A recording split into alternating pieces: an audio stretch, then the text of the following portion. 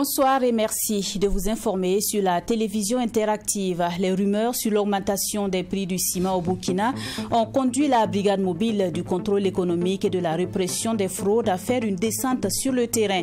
Une opération de contrôle inopinée pour vérifier si les prix sont respectés. Le prix de la tonne du ciment n'a pas connu une augmentation chez les grossistes, mais le constat est tout autre chez les revendeurs.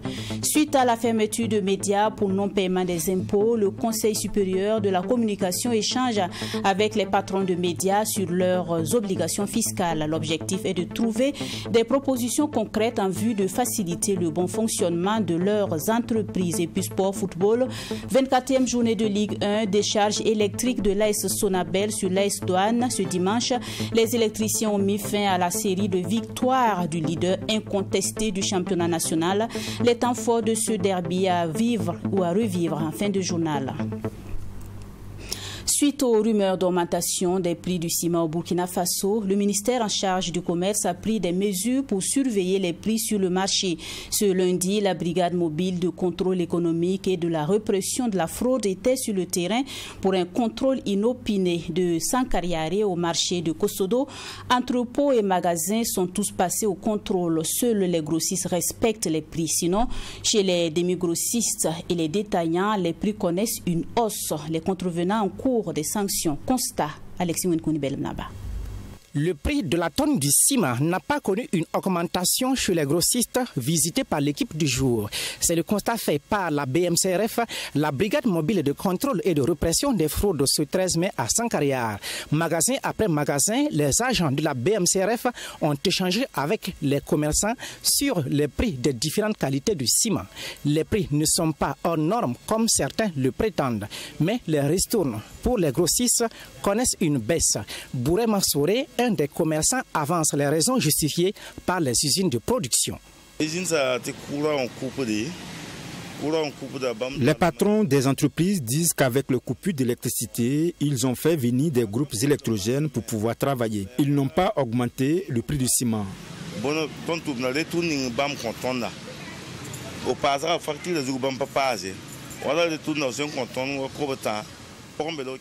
Sur les factures, les prix restent intacts, mais les ristournes que nous percevons ont diminué. Si on ne tente pas d'ajuster les prix, ça sera très difficile.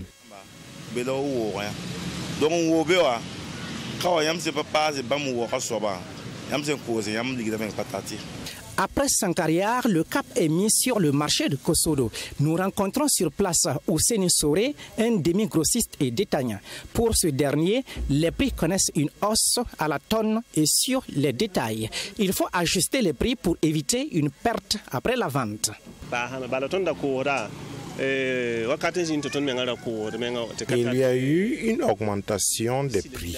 Il y a eu un moment où on vendait le sac à moins de 5 500 francs. Mais aujourd'hui, si l'on s'hasarde à vendre à ce prix, on va enregistrer des pertes. Avec les dépenses connexes, on n'a même pas plus de 100 francs de bénéfice sur le sac. Même si sur le terrain, les prix semblent être conformes à la réglementation en vigueur, ces commerçants seront entendus au siège de la BMCRF munis d'un certain nombre de documents pour des vérifications approfondies. Notre constat en tout cas, c'est on a fait le tour et on a vu que les différents prix sont respectés. Mais pour le moment, on les a convoqués. Ils vont venir nous communiquer les documents et c'est après ça qu'on verra si c'est réellement pratiqué. Les prix fixés par la réglementation sont réellement pratiqués. Sinon, on a vérifié et actuellement, c'est respecté. Selon les arrêtés du ministère chargé du commerce portant fixation des prix du ciment, pour la société CIMAF, les prix de vente sortis d'usine de 98 000 francs, le CPJ 35 la tonne et 107 000 francs, le CPA 45. En ce qui concerne Simfaso, 95 000 francs, le CPJ 35 et 105 000 francs, le CPA 45. Pour ce qui est de Diamond Cement et de Sim Burkina, les prix sont respectivement de 97 000 et de 98 000 pour le CPJ 35, 106 000 et de 108 000 le CPA 45. Le Burkina Faso dispose de 6 cimenteries, dont 4 basées dans la capitale Ouagadougou et 2 à Bobo-Dioulasso.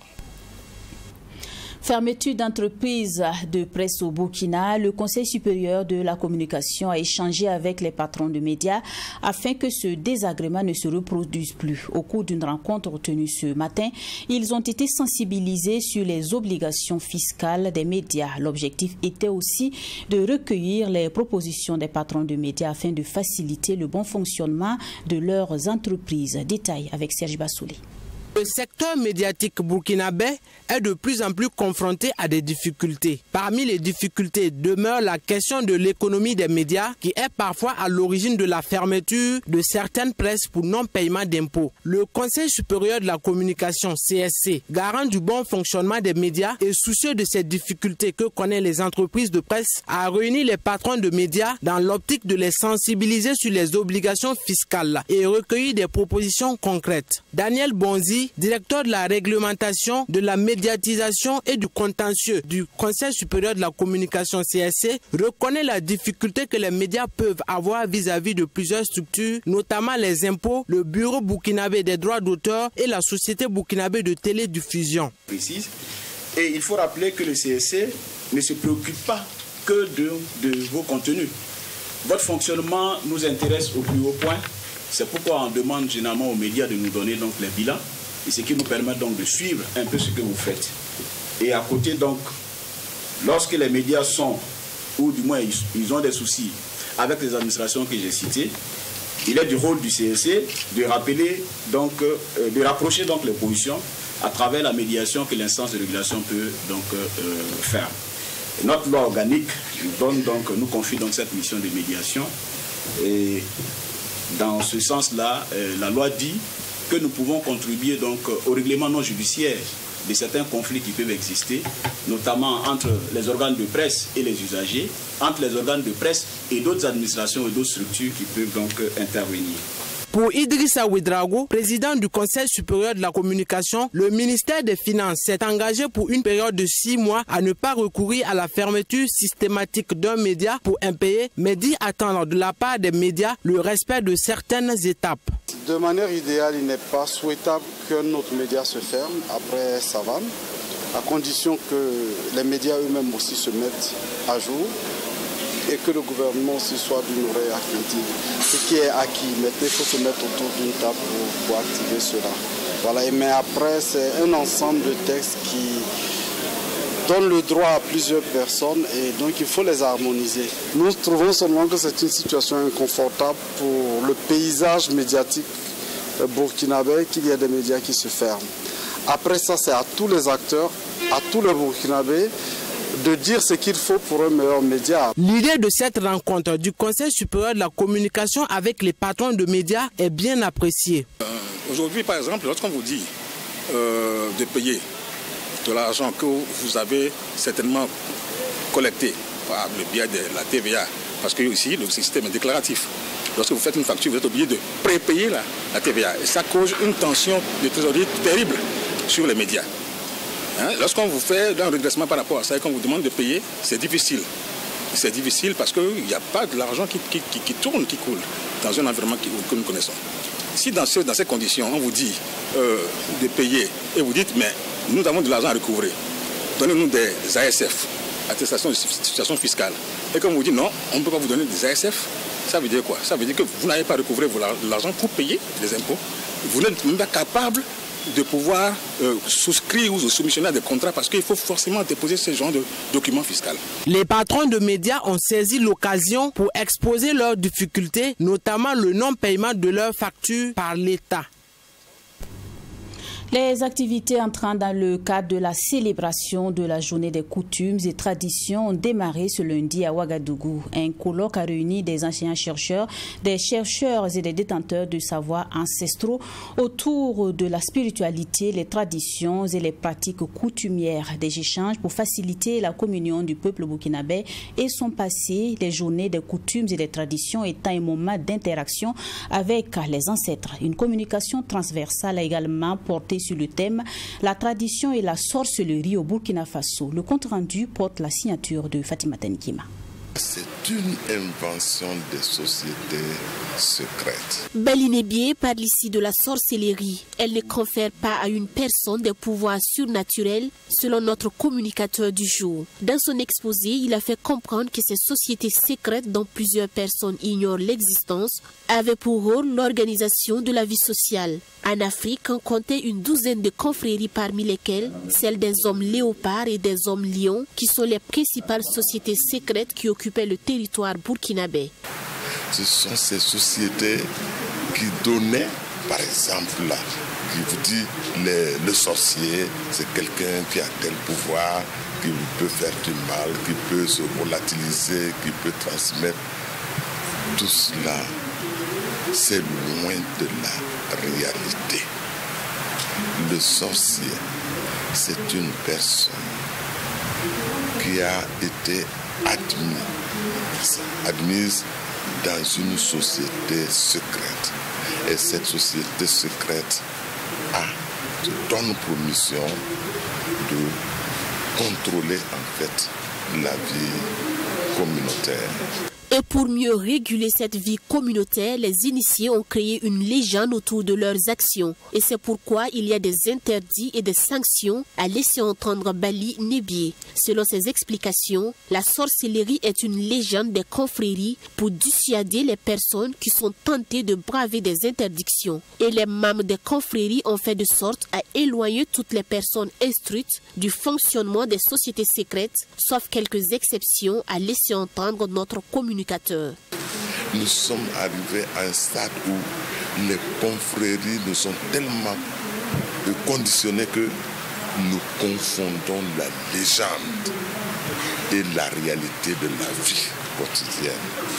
Et ça, c'est un danger. Et aujourd'hui, malheureusement, nous sommes confrontés à ça. Les gens disent non.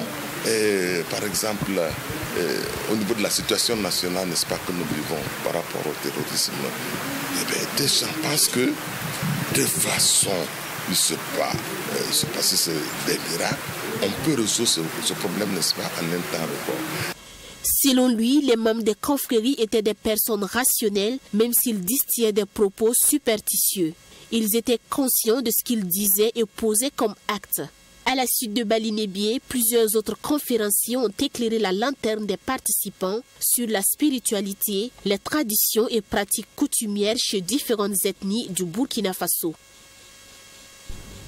La question de la prolongation de la transition au Burkina, quel regard à l'orée des assises nationales après que l'Assemblée législative de transition ait donné son quitus pour l'organisation des assises. Actuellement, les débats sont dirigés vers les réformes, la prolongation de la transition, oui ou non, avec à sa tête le capitaine Ibrahim Traoré. Sur le plateau de votre journal du dimanche soir, les avis sont divergents. Les soutiens du pouvoir souhaitent que le capitaine Traoré reste à la tête d'une transition prolongée. Cependant, pour l'homme politique, la suite de la transition doit être gérée par un président civil. Le résumé de tout cela avec Bourema Amadou. Le samedi dernier, des milliers de Burkinabés ont répondu présents à l'appel de la coordination nationale des associations de la veille citoyenne au stade municipal de Ouagadougou. Ces derniers sont sortis réaffirmer leur soutien à la transition et surtout demander sa prolongation. Dans votre émission Le Journal du dimanche soir, la question des attentes de ces assises a été abordée. Mamadou Kabré, président du parti Prit Lanaya, a laissé entendre que le moment est venu pour laisser les civils prendre les rênes de la transition. Pour l'homme politique, les objectifs que se sont assignés les autorités actuelles ne sont toujours pas atteints. Par conséquent, un changement doit s'opérer à la tête de l'État. La transition, là, elle doit être désormais civile. Nous pensons que la transition, là, est d'avoir une mission bien précise, parce que eux qui disent qu'ils sont venus pour libérer le pays, Mais le pays ne se résume pas seulement à la guerre. Il y a la guerre économique, il y a la guerre scolaire, il y a la guerre sanitaire, il y a la guerre du développement, il y a la guerre des infrastructures. Transition civile, vous voulez dire quoi? Oui, mais nous voulons dire que les militaires se retrouvent en caserne pour mener la bataille et nous laisser l'affaire de la politique entre les mains des politiciens. Une idée qui n'épouse pas Adama Sigiré, coordonnateur du Rassemblement des intelligences pour la sauvegarde de l'Afrique, RISA. À l'en croire, la seule option envisageable est de laisser le capitaine Ibrahim Traoré continuer les chantiers déjà engagés pour la sécurisation du territoire et le développement durable. Selon lui, les hommes politiques burkinabés ont déjà montré leurs limites dans la résolution de la crise sécuritaire que connaît le pays. Le capitaine, il a fait son coup d'État pour faire la guerre. Pour le moment, il y a des avancées. Nous sommes aujourd'hui à 30 villes qui ont été créées. Des villages ont été récupérés. Sur le plan politique, il y a beaucoup de choses qui ont été faites. C'est que les hommes politiques en 40 ans ou bien en 20 ans n'ont pas pu faire. Alors, lors des assises, qu'est-ce qu'on va faire? Il faut avoir le courage de dire la vérité aux participants des assises. Il n'y a pas d'autre solution. De toute façon, il n'y a pas d'autre solution. Oui, mais dire la toute vérité chose, pour aller où et comment? Qui ne servira à rien. Non, le contenu. C'est aux assises pour dire que, à partir de maintenant, il n'y a pas un délai pour la transition. Ce n'est même pas une transition. C'est un pouvoir d'exception. Le capitaine va faire la guerre. Quand il va faire la guerre et qu'on va reconquérir le territoire national, on pourra organiser des élections. Quand? Je ne sais pas. S'il y a des gens qui veulent qu'on organise des élections, il faut qu'ils prennent d'abord la reconquête du territoire au sérieux. D'ailleurs, pour Adama Sigiré, la tenue d'assises nationales n'a aucune importance actuellement car le choix du peuple est déjà connu et c'est le capitaine Ibrahim Traoré. Mamadou Kabré, quant à lui, attend la levée de la suspension des activités des partis politiques pour des assises plus inclusives. En effet, à l'image du PRIT Nayala, le mouvement Front Patriotique souhaite aussi des assises plus inclusives. Tout comme tout fait, le secrétaire général de ce mouvement fait des propositions pour des assises nationales réussies. Selon Atanas Boudou, la qualité des participants est tout aussi importante que les légitimités sociales. Il était à la barre du tribunal de l'actualité de ce lundi matin. Sanata Siri. Dans les prochains jours, les forces vives de la nation discuteront de la suite à donner à la transition qui s'achève en principe au mois de juillet 2024. Cela à la faveur des assises nationales. Le Front patriotique estime que les assises nationales ne devraient pas seulement discuter de la nouvelle date limite à fixer pour la fin de la transition. Elles devraient commencer par en faire le bilan, notamment par rapport aux missions essentielles que la transition s'était donnée au départ. Même si des progrès ont été réalisés sur le plan sécuritaire, des défis restent encore à relever dans le cadre des autres missions assignées à la transition, selon Atanas Boudou. L'armée a été réorganisée autrement. Que ça soit une organisation efficace ou pas une organisation efficace, en entendant, on a vu que l'armée s'est réorganisée à travers la création des BIR, à travers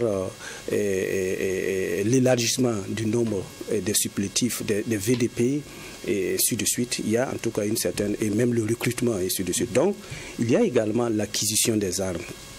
Et comme on peut noter, il y a des efforts qui ont été faits à ce niveau pour juguler la crise sécuritaire.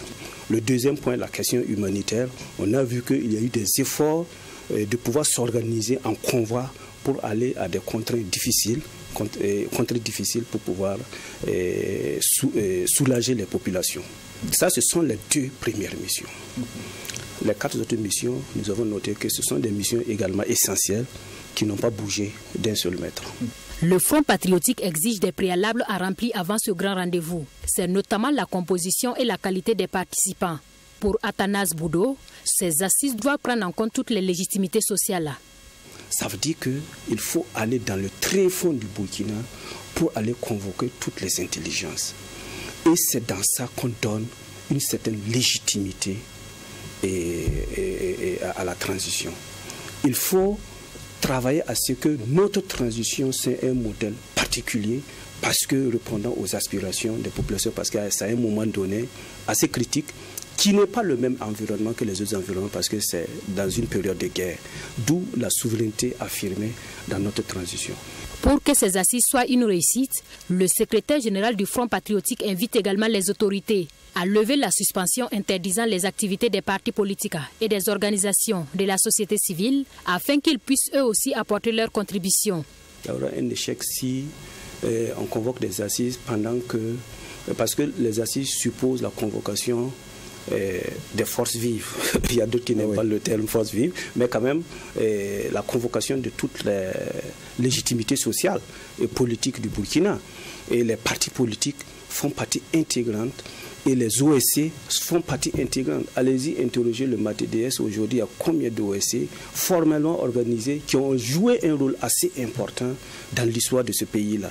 Donc si vous faites des assises et que vous voulez une participation de qualité et que vous ne levez pas leur suspension, comment ils peuvent se réunir au moins pour se donner des orientations, pour collecter même des données, pour donner la direction, pour dire allez-y défendre cette position, ou bien voilà ce que nous suggérons.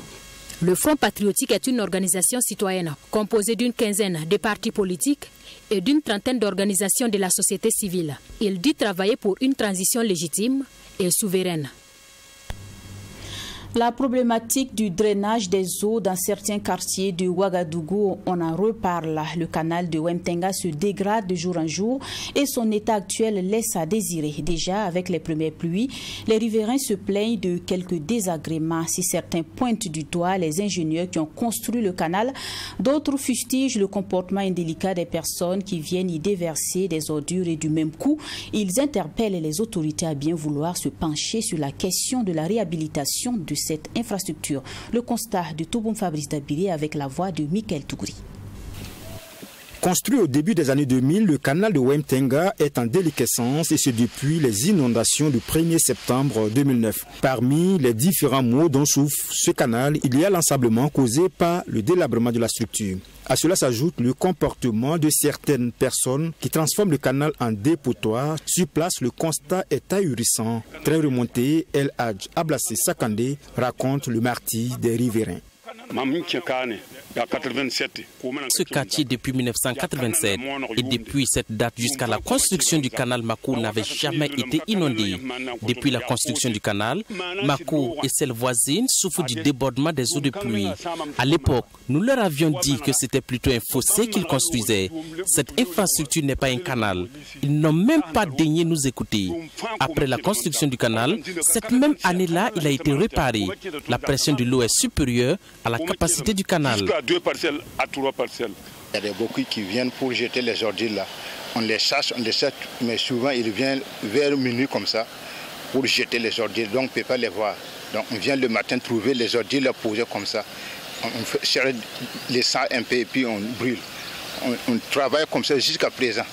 Mais comme on ne peut pas dire que ça, on ne connaît pas la personne pour aller poser plainte là. Comment on va faire? Pour ces riverains, il n'y a pas 36 000 solutions. La solution la plus adéquate est de refaire carrément l'infrastructure. Visiblement, le canal ne joue plus son rôle premier qui est d'évacuer les eaux de pluie. Des ordures de toutes sortes y sont déversées. La manière qu'ils ont fait ça, là, nous, on savait même que ça ne pouvait même pas tenir. Donc même s'il pleut comme ça, vous voyez la mosquée qui est là. L'eau là même arrive au bord de la mosquée jusqu'à pour aller comme ça, jusqu'au fond. Maintenant, même ici, à côté, ici, là, ça monte jusqu'au mur. Là. Toujours voir des topographes, mais rien ne s'améliore. Ils sont venus faire une première fois repartir, une deuxième fois repartir. Maintenant, là, c'est terrible. Je ne sais pas s'il faut ramener ça au trou avant. À chaque fois, quand il pleut, vous êtes calés comme des soldats. L'eau des toilettes sont communiquées directement au fossé. Ça, c'est vrai. Parce que regardez où nous sommes assis là. Si tu vides l'eau comme ça, une semaine, c'est plein encore. Parce que l'eau n'a pas d'espace où l'eau est arrêtée au sol. Ça ne part pas. Tu as de l'argent pour vider ça 4 fois dans le mois. On gagne quoi d'abord pour manger?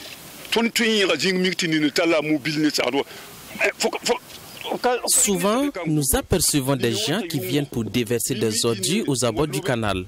Pas plus tard que la semaine dernière, nous avons chassé un conducteur de taxi-moto qui a déversé ses ordures ici. Nous déboursons notre propre argent pour déblayer les abords du canal pour empêcher que des personnes mal intentionnées nous agressent. Tous semblent unanimes sur le fait que le canal a été mal construit ou du moins il n'est pas vraiment conforme à sa mission première. Le canal de Wemtenga figure sur la longue liste des nombreuses infrastructures de drainage d'eau qui sont en ruine dans la capitale burkinabé, dont la réhabilitation est une condition sine qua non pour l'assainissement, la santé et surtout l'évacuation des eaux de pluie. On termine en sport avec le championnat national. Le leader de la Ligue 1, l'AS Douanes, a été battu hier dimanche au stade Issoufou Joseph Konombo par les électriciens de l'AS Sonabel, 1-0. C'est le score de ce derby. Les temps forts avec John William Sonda et Cheikh Oumar Ouedraogo. Coup d'arrêt pour l'AS Douanes. Le champion en titre et leader incontesté du championnat voit sa série de 4 victoires consécutives stoppée lors de la 24e journée de Ligue 1. Il aura fallu une petite décharge électrique de l'AS Sonabel pour venir à bout des hommes de Kamou Malo. Pourtant, les premiers à se montrer dangereux dès la 2e minute, mais le solide et robuste défenseur électricien Amadou Kone sauve sur sa ligne. Une alerte qui sera prise avec beaucoup de sérieux par les poulains de Bourema Kaboré qui réagissent seulement 2 minutes plus tard. Ainsi, à la 4e, Abdoulaye Koté profite d'une remise sur corner pour tromper la vigilance de l'arrière-garde des Gabelous. 1-0 en faveur de l'AS Sonabel qui en profite pour enflammer la rencontre. Sonné mais pas groggy, les Gabelous tentent de réagir. Manque de peau, le 4 se dérobe suite à une tête à bout portant de Claver Tindrebego. À la pause, c'est l'AS Sonabel qui se retire au chaud avec ce mince avantage d'un but. En seconde période, c'est à une bataille rangée que l'on assiste. Les Gabelous assiègent le camp des électriciens, mais une fois de plus, rien ne change au marquoir. La défense tenue de maître par le jeune Amadou Kone infranchissable pour les attaquants Gabelous. 3e au classement au moment d'aborder ce match avec 40 points contre 49 pour son adversaire. L'AS Sonabel avoue avoir mis du sien dans la préparation de ce choc au sommet. Oui, parce que depuis le début de la semaine, on s'est préparé pour jouer ce match-là. Parce qu'il y avait la Coupe du Faso qui était à l'intérieur, donc on a fait des changements. Et durant les 2 jours qu'on a eu pour préparer le match-là, vraiment on s'est préparé sérieusement tactiquement pour pouvoir contrer l'équipe. Donc c'est pour cela que vous avez vu ce résultat ce soir. Avec l'AS Douanes, c'est une équipe qui joue, elle est joueuse, donc il faut se préparer à tout. Donc du coup, quand on a eu l'occasion de marquer, on a marqué et on a serré derrière pour pouvoir défendre nos acquis déjà. Pour Kamou Malo, le coach de l'AS Douanes, c'est un match auquel il fallait s'attendre. C'est le football, hein. On s'attendait à un match très difficile, ça l'a été. On a encaissé très tôt dans le jeu. On n'a pas su utiliser ce temps en première mi-temps pour recoller à l'adversaire. C'est en deuxième mi-temps que nous avons montré un peu le bout du nez, mais c'est le football. Voilà, l'adversaire a joué crânement ses chances, puis défendre vaillamment son but. Et nous n'avons pas eu la baraka pour que ce ballon-là aille au fond. Toutefois, si l'écart entre les Gabelous et leurs poursuivants se réduit, Kamou Malo reste optimiste pour la suite de la saison. Il n'y a pas de quoi se mettre de la pression. Nous demeurons simplement leaders encore, avec une marge encore d'avance que nous saurons défendre. Et pourquoi pas creuser encore davantage l'écart. C'est le football, bravo à l'AS Sonabel pour ce match. Ils ont réussi, en tout cas la passe de 2 dans la même saison. Je leur tire mon chapeau, bravo à eux. C'est le football burkinabé qui gagne. Malgré cette défaite, l'AS Douanes conserve sa première place avec 49 points, mais voit le Majestic et l'AS Sonabel se rapprocher d'elle avec respectivement 44 et 43 points. De quoi annoncer une fin de saison palpitante entre les 3 formations au moment d'entamer le sprint final. Et c'est tout pour cette session d'information. Merci de l'avoir suivi. Bonsoir.